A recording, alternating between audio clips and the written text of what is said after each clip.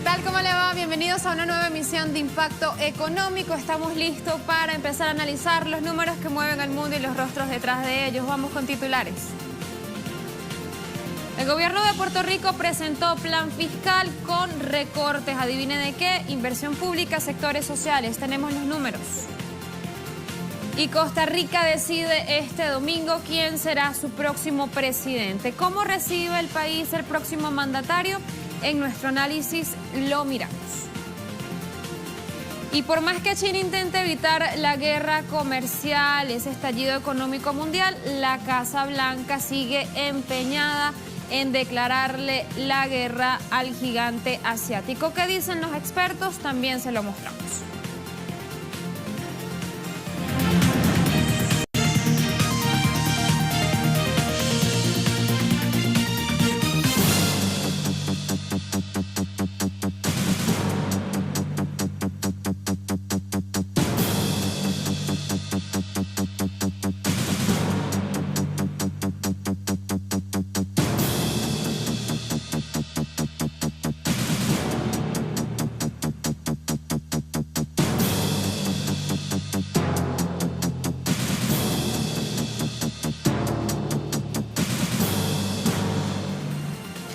El gobierno central de Puerto Rico presentó ya su presupuesto a la Junta de Control Fiscal, impuesta, como sabemos, por el Congreso estadounidense. Si bien se calcula una proyección de decrecimiento económico menor a la prevista inicialmente en enero pasado, se incrementan a su vez los recortes a la inversión social en áreas sensibles. Vamos a revisar lo que contiene este nuevo plan fiscal. El plan fiscal presentado por el gobernador central de Puerto Rico para el periodo 2019-2023 amplía los montos de recortes a varias partidas de sectores sociales. En educación, la reducción de fondos será de $466 millones, mientras que para la salud se estima en 121 millones y la seguridad pública 95 millones adicionales que no estaban incluidos en el borrador anterior. Entre las medidas de ajuste, el gobierno de Ricardo Rosselló propone reducir las agencias gubernamentales de 115 a 35, eliminar gradualmente los subsidios y además incluye varias propuestas de reformas: laboral, de salud y la llamada contributiva federal. También se ha incluido el programa Build Back Better, destinado a reconstruir las infraestructuras afectadas tras el paso del huracán María en 2017 y para el que solicitaron al gobierno federal de Estados Unidos $94.400 millones. Según el documento, el trato diferente que le da la Casa Blanca a la isla en su condición de Estado libre asociado ha sido un factor determinante para el agravamiento de la crisis fiscal que atraviesa Puerto Rico. Nos quedamos entonces con esa última frase: el trato diferente que recibe Puerto Rico de parte de la Casa Blanca. ¿A qué se debe? Bueno, la isla caribeña no es una nación autónoma, es una colonia. Como Estado libre asociado pertenece, pero no forma parte de Estados Unidos, es decir, no goza de plena soberanía sobre sus decisiones políticas, sobre sus decisiones económicas que rigen lo local y que además están supeditadas a los poderes plenos del Congreso estadounidense mediante esa cláusula territorial, es decir, no tienen soberanía, pero además hay una dinámica simétrica entre Washington y San Juan. Vamos a compartir el tuit de nuestro compañero Luis de Jesús, que dice justamente algo relacionado a este tema. Así de desigual es la relación económica que mantiene Estados Unidos con Puerto Rico. Al año el gobierno estadounidense se lleva de la isla más o menos $40 millones en impuestos y ganancias de sus empresas y devuelve apenas la mitad. La realidad colonial es un claro negocio para el imperio. Adjunta además una imagen de un fotoreportaje del diario El Nuevo Día que justamente habla de esta relación asimétrica desigual entre Estados Unidos y Puerto Rico. Y el gobierno de Bolivia potencia su motor industrial y convierte así a la empresa estatal Yacimientos Petrolíferos Fiscales Bolivianos en una exportadora de urea a vecinos latinoamericanos. Según lo informó Oscar Barriga, presidente ejecutivo de YPFB, una vez que se culmine la última etapa de negociaciones en curso para la firma de los contratos respectivos, un total de 120.000 toneladas de urea serán vendidas a 5 empresas de Paraguay y Argentina, divididas en unas 40.000 toneladas para el mercado paraguayo y las otras 80.000 para el argentino. Barriga detalló también que el fertilizante boliviano es producido en la planta ubicada en el municipio de Entre Ríos del Cachapare, de Cochabamba Centro, que tiene una capacidad máxima de producción de 700.000 toneladas al año. Así, estos dos países, Argentina y Paraguay, entonces se unen a Brasil, se suman a Brasil, el primer país al que Bolivia empezó a venderle urea el pasado noviembre, cuando se firmó un acuerdo con la empresa K-Trade para la venta de unas 335.000 toneladas anuales, con unos ingresos estimados de alrededor de 5.000 millones de dólares durante 20 años, según también pues lo decía el presidente boliviano Evo Morales. Y los trabajadores argentinos siguen en pie de lucha por sus reivindicaciones laborales. Una de ellas, la discusión paritaria en la provincia de Buenos Aires, que hasta los momentos no ha sido resuelta y que ya denuncian que llevará a una profundización del plan de lucha por parte de los distintos gremios. Trabajadores estatales, sindicatos de la salud, judiciales y el Frente de Unidad Docente instalaron este martes una carpa blanca frente a la gobernación de allí de Buenos Aires. A las afueras del despacho de María Eugenia Vidal denunciaron que la gobernadora ha puesto en marcha una ingeniería de desfinanciamiento. La Asociación de Trabajadores del Estado expresó su rechazo a la única cuota paritaria abierta, que es la negociación docente. Sin embargo, aseguran que el aumento propuesto por el gobierno regional, hablamos de un 15% dividido en 3 cuotas, dicen está aún lejos de lo exigido por los diferentes gremios. Mientras los docentes consideran que el aumento no debería bajar del 20%, los judiciales proponen un 25%, los estatales un 42%. Esto en orden también con el estimado inflacionario para este año. Pero la cuestión salarial no es el único reclamo, se cuentan también cobertura de vacantes y mayor presupuesto para las áreas sociales que, recordamos, se han venido a menos gracias a esos recortes deliberados hechos por el gobierno de Mauricio Macri. Y miles de hectáreas de la Amazonía y de tierras para el cultivo de alimentos en Latinoamérica están siendo afectadas por la siembra desregulada de la soja, que es destinada además al mercado europeo. Le vamos a contar a qué precio se paga este intercambio comercial. Las fronteras agrícolas en la región de Gran Chaco, que comparten Bolivia, Argentina y Paraguay, así como las zonas selváticas de Mato Grosso en Brasil, están sufriendo una acentuada extensión a causa del cultivo de soja. El rápido ascenso productivo de la soja en la región tiene como propósito producir un compuesto alimenticio destinado a la ganadería de la Unión Europea, pero a un alto costo que no reporta beneficios económicos para la mayoría de la población y a su vez contribuye a la acelerada deforestación de la Amazonía. En un informe titulado La crisis evitable, la catástrofe medioambiental de la industria europea de la carne, la ONG Mighty Earth anuncia las consecuencias de este modelo de explotación con evidencias de que las 46,8 millones de toneladas de soja y sus derivados importados por Europa en 2016, 27,8 millones procedieron de América Latina. Para este cultivo de soja se requirieron 8,8 millones de hectáreas deforestadas, es decir, una extensión que supera la superficie de países pequeños, como por ejemplo Panamá. Y es que la producción desregulada de grano es responsable de la destrucción de los suelos, el uso de agrotóxicos y la reducción del espacio para la siembra de alimentos necesarios para el consumo humano. Además, no es rentable para la economía, pero sí para los bolsillos privados que acumulan el gran negocio de la soja.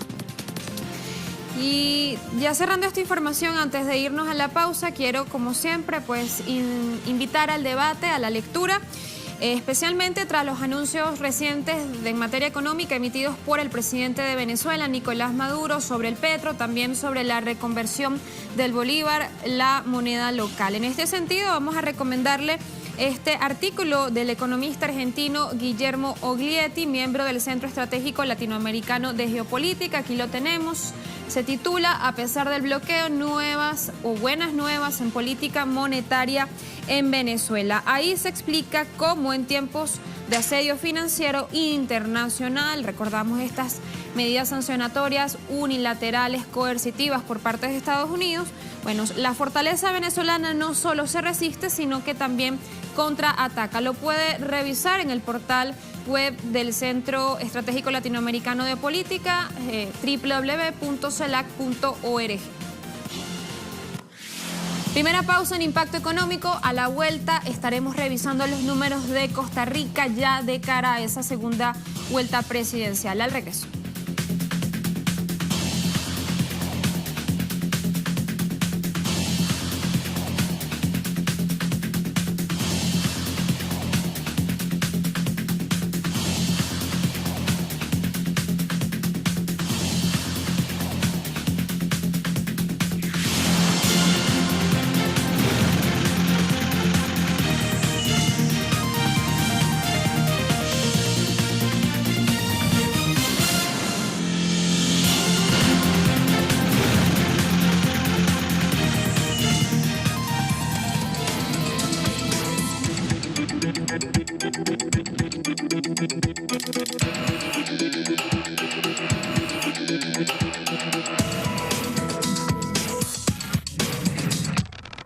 Costa Rica destaca por ser una de las economías que mejor ha sorteado esa crisis financiera desatada en 2008. De hecho, como país de ingreso medio alto, es considerado como un ejemplo de éxito económico por los organismos internacionales, como por ejemplo el Banco Mundial. ¿Por qué es la pregunta?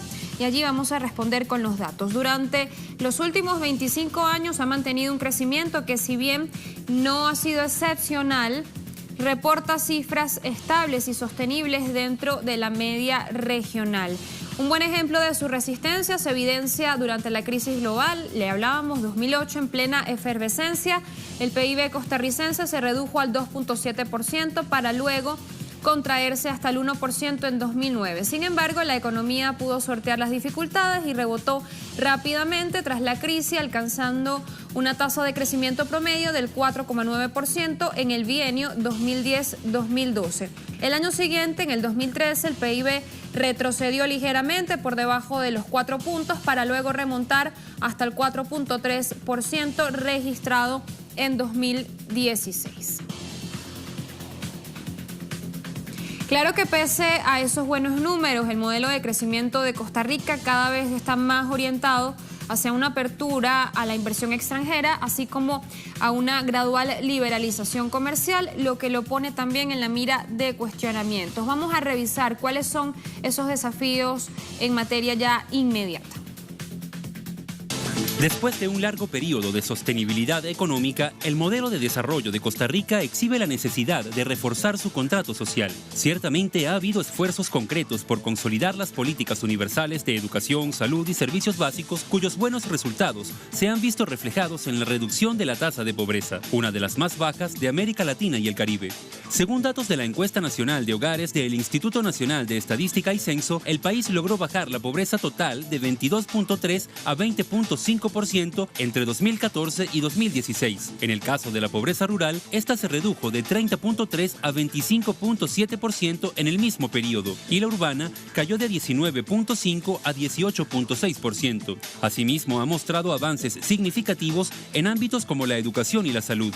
En los últimos 25 años, Costa Rica logró aumentar su esperanza de vida en 5 años, subió el promedio de escolaridad en 1.8 años y el ingreso bruto per cápita se duplicó. Aún así, a la vista sobresalen 2 desafíos. En primer lugar, la declinante situación fiscal. El país todavía necesita hacer ajustes en materia tributaria para adaptarse a la nueva realidad mundial que ha dejado atrás los vientos de cola a favor propiciados por el auge de los commodities en el mercado internacional. Seguidamente está el problema de una desigualdad persistente. La La bonanza económica de Costa Rica no ha propiciado un desarrollo inclusivo.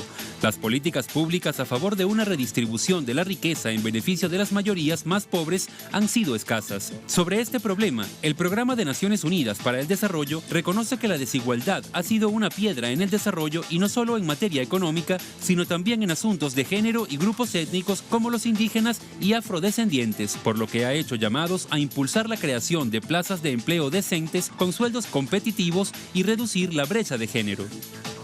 De este modo, la desigualdad se ha posicionado como el primer gran reto para Costa Rica por su crecimiento de manera sostenida y como un flagelo que además le está pasando una factura muy cara a este país.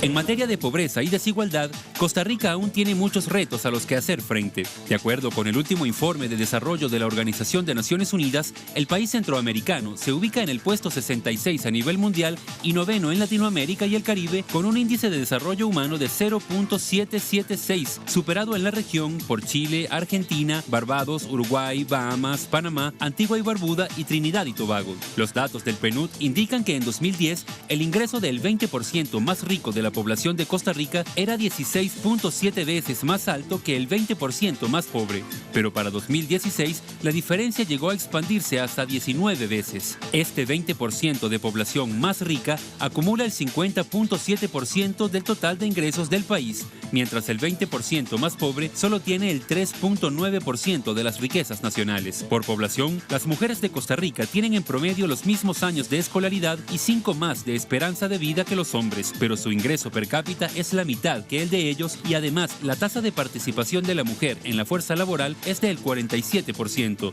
inferior al promedio de América Latina que es del 52.8%. Otras cifras señaladas por el PNUD son el 20.5% de hogares pobres, 50.000 niños fuera del sistema educativo, 70% de los indígenas tiene al menos una necesidad básica insatisfecha y las dificultades laborales y educativas que enfrentan los migrantes, refugiados, afrodescendientes y las personas con discapacidad.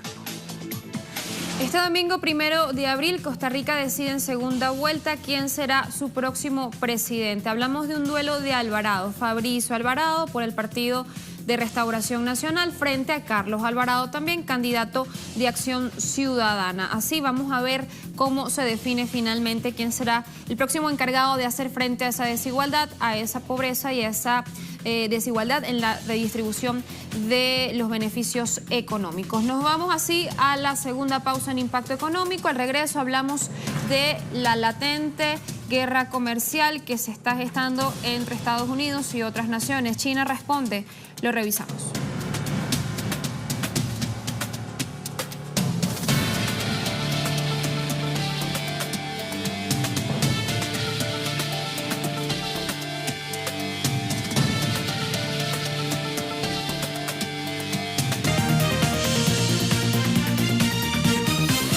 Estamos de vuelta en Impacto Económico, nuestro recorrido 360 a continuación. China dijo este martes que estaba comprometida a resolver esas diferencias comerciales de manera adecuada a través de negociaciones y de consultas. Esto en respuesta a las recientes políticas comerciales de Estados Unidos, esas medidas proteccionistas del presidente Donald Trump. En una conferencia de prensa, la portavoz del Ministerio de Relaciones Exteriores comentó que si las negociaciones se llevan a cabo sobre la base del respeto mutuo, cualquier conclusión a la que se llegue será beneficioso para ambas partes. Sin embargo, tales negociaciones no serían posibles si una parte aumenta su demanda condescendientemente con la otra parte. Agregaron también que China continuará con su proceso de reforma y expansión, pese a lo que pese. China siempre se mantiene comprometida con la resolución adecuada de las diferencias y fricciones comerciales a través de las negociaciones y consultas. La puerta para la negociación y la consulta siempre está abierta. Pero hay que subrayar que esta negociación o consulta no se trata de una parte que eleve su demanda condescendientemente con la otra parte. Siempre que podamos llevar a cabo la negociación de una manera constructiva basada en el respeto mutuo y tratarnos en pie de igualdad, podremos alcanzar resultados mutuamente beneficiosos. De desatarse esa temida guerra comercial entre Estados Unidos y China, se pondrían en juego el comercio, el financiamiento, la seguridad, la prosperidad, el desarrollo de ambas potencias, repercutiendo, por supuesto, también en el mundo. Stephen Schwarzman, presidente del Blackstone Group, quien es el mayor contribuyente de la industria del capital privado, con un salario, por cierto, de 786 millones de dólares en 2017, opinaba sobre este asunto y sobre cuál era la línea de pensamiento de Trump respecto a China. China tiene un resultado positivo, una actitud positiva, debo decir, en términos de apertura de sectores. Y creo que cuanto más rápido se haga, de manera coherente con la prudencia, es algo bueno para China y es algo bueno para el resto del mundo. China tiene un resultado positivo, una actitud positiva, debo decir, en términos de apertura de sectores. Y creo que cuanto más rápido se haga, de manera coherente con la prudencia, es algo bueno para China y es algo bueno para el resto del mundo. Y sobre lo que opinan los expertos, Paul Krugman, quien es Nobel de Economía, también tiene que decir, vamos a recomendar a propósito la lectura de su más reciente artículo, Camino a una guerra comercial, donde llega a la siguiente conclusión y voy a leer textualmente. Las guerras comerciales son malas y casi todos acaban perdiendo económicamente. Si alguien gana, serán las naciones que se hicieron de influencia geopolítica debido a que Estados Unidos está dilapidando su propia reputación. Y eso quiere decir que en la medida en la que alguien salga victorioso de la guerra comercial de Trump, ese será China. Y también en continente asiático, cientos de japoneses volvieron a tomar las calles de Tokio para pedir la dimisión del primer ministro Shinzo Abe y del titular de finanzas, Taro Aso, por el escándalo de corrupción en el que están involucrados. El Ministerio de Finanzas japonés ya admitió que había manipulado documentos en el escándalo de amiguismo de alto perfil. La concentración convocada por diferentes plataformas llenó las calles próximas a la residencia oficial de Shinzo Abe, que estaba rodeada de un amplio despliegue policial. Los manifestantes portaban pancartas, carteles y repetidos cantos pidiendo la renuncia de Abe. El presunto escándalo y el posible encubrimiento han reducido las calificaciones de Abe y opacado sus posibilidades de un tercer periodo en 3 años como gobernante del Partido Liberal Democrático, aunque ha negado repetidamente que él o su esposa intervinieron en la venta o que ordenó encubrirlo. Esto sobre las dudas públicas aún persisten, siguen las investigaciones, ya se verá qué sucede.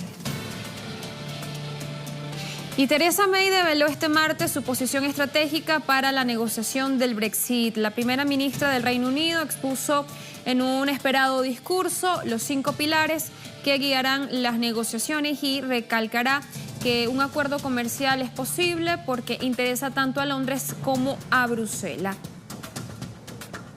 Señor presidente, hay por supuesto algunas preguntas clave que aún quedan por resolver sobre el acuerdo de retirada, incluida la gobernanza del acuerdo y cómo nuestros compromisos para evitar una frontera dura entre Irlanda e Irlanda del Norte deberían convertirse en texto legal. Como he dejado claro, seguimos comprometidos con el acuerdo que alcanzamos en diciembre en su totalidad. Esto incluye el compromiso de acordar un texto legal operativo para la opción de protección establecida en el informe conjunto. Aunque sigo creyendo firmemente que podemos y encontraremos las mejores soluciones para Irlanda del Norte como parte de la relación futura general entre Reino Unido y la Unión Europea. He explicado que las propuestas específicas de la Comisión Europea para ese respaldo eran inaceptables porque no estaban en línea con el acuerdo de Belfast y amenazaban con la desintegración del mercado interno del Reino Unido y como tales no eran un reflejo fiel del informe conjunto. Así llegamos al final de esta emisión de Impacto Económico. Recuerden nuestras redes sociales, @TelesurTV, @CrismarTelesur. Nos vemos mañana. Chao, chao.